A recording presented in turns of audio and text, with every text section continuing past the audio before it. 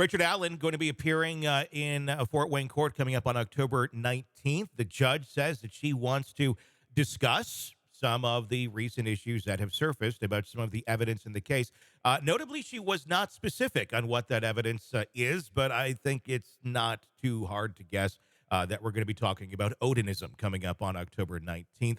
It has not been said yet if this is the Frank's hearing or if this is just an initial hearing to begin addressing these sort of issues. But where do you think this is going to go? There's so many fantastical claims with Odinism in this case. Some of it kind of does check out. Some of it, a lot of it doesn't. But there's a lot of pieces here where you go, it's the perfect pool for a conspiracy theorist to swim in.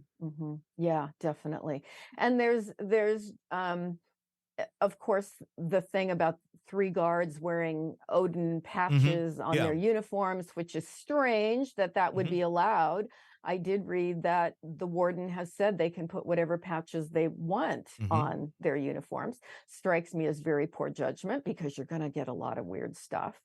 But there's no canon, there's no organization of what Odinism even is, and there's no leaders, it's not an organized religion. So hopefully this can be cleared up and cleared up fairly soon if this is more that needs to be factored in, or if this is just a very creative diversion by the defense.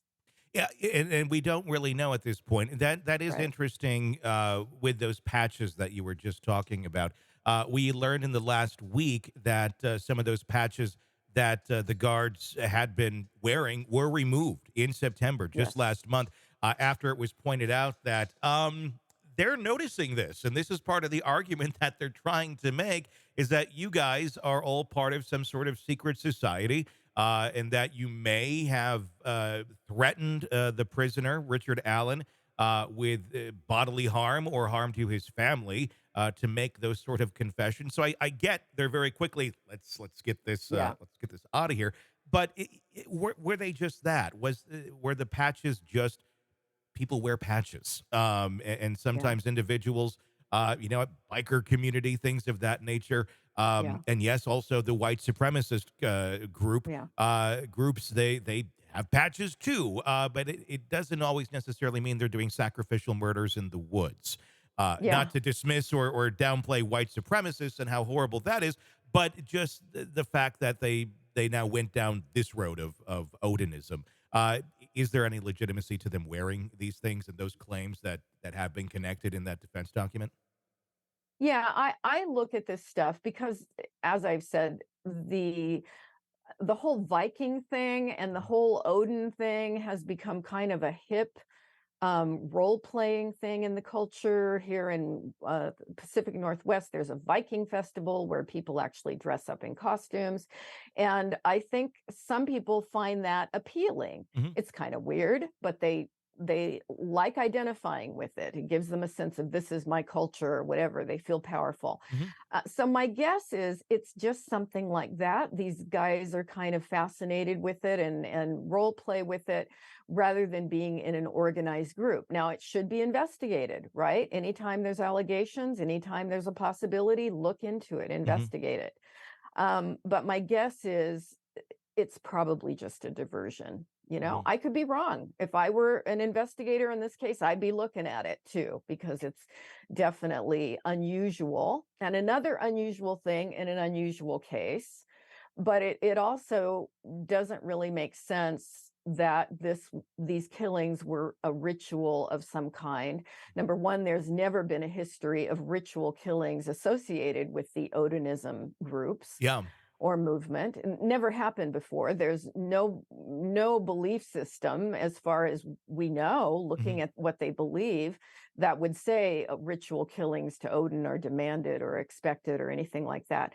And then the other weird aspect would be, how would all these adult men in the middle of a weekday know in advance that these girls were going to be out in this rural hiking trail crossing a bridge at this time, and then show up with their ritual devices Yeah. and making the twigs into ruin shapes, and it just doesn't really gel. It doesn't seem very logical. No, I mean, it really doesn't. I mean, and Richard Allen's defense, putting this all out there, I don't know. I mean, Richard Allen's the whole accusations against him aren't even that strong. But I'm wondering if the defense is doing far more harm than good by going down a fantastical route like this, rather than just more so. Look, this guy came and he raised his hand and said, "I was over there that day at that time, trying to be helpful," and then you ended up arresting him without much evidence. Other than that, there is Yeah. the bullet casing of the unspent bullet, from a crime that wasn't even committed with a gun. So Hmm. it is, it just it doesn't. I don't know that it's the best route for them to go on. Some of the officers, correctional officers, because they've really been getting a lot of criticism in this since those documents came out, coming out and saying that they have gone above and beyond to not use any kind of force on Allen, even though there have been times when use of force was justified by standard operating procedures. That's a quote. Uh, and then it goes on to mention that we've only had to tase him twice, May 9th and the 25th, because he didn't comply with officers. So Oh, yeah, I did above read and that. beyond, and then you tased him twice, of Exactly. a man Yeah. that looks fairly catatonic to begin with. Uh, Very true. Yeah, so that raised my eyebrows. I mean, how often? I suppose it really depends on the inmate. Are inmates being tased in prison? In general, Right. Right. it leads to more questions. It just leads to more, looking at this and down the conspiracy route. Like you said, the way that this all supposedly went down, not only would require quite an interesting way of communication for everybody to go, oh God, we got the kids. Let's go have our Odinist Right. ritual today, right after we leave Taco Bell. Right. It seems very fantastical, but then also it being a conspiracy theory, which would require many people to all be keeping this same secret and working in Yeah. tandem, which, I mean, does that ever really happen? Isn't that why so many conspiracy theories just simply are debunked because it requires too many people doing the same thing? Yeah, definitely, definitely.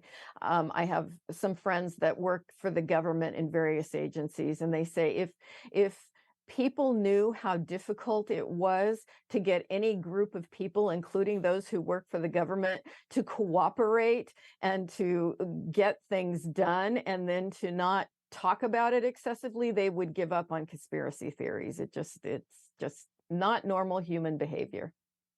Without a doubt.